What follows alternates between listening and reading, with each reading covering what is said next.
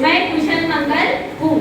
उन्हें लगा स्वामी जी को हिंदी अंग्रेजी भाषा नहीं आती, इसीलिए उन्होंने हिंदी में इसका जवाब दिया। फिर उस अंग्रेज को थोड़ी टूटी फूटी हिंदी आती थी, तो उन्होंने कहा कि आपको हमारा देश कैसा लगा?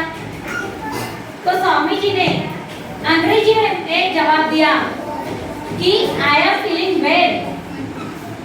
तो अंग्रेज ने उनसे सवाल पूछा कि स्वामी जी, जब मैंने आपको अंग्रेजी में पूछा तो आपने हिंदी में जवाब दिया, और जब मैंने आपको हिंदी में सवाल किया तो आपने अंग्रेजी में जवाब दिया।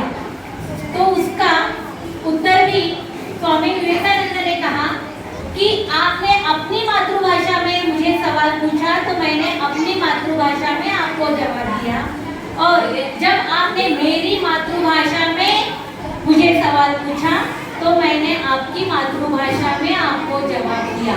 देखो, हम सभी को अपनी मातृभाषा का गर्व होना चाहिए। हमारी भाषावार प्रांत रचना हुई है, इसका मतलब यह नहीं है कि हम भाषा वाले आपस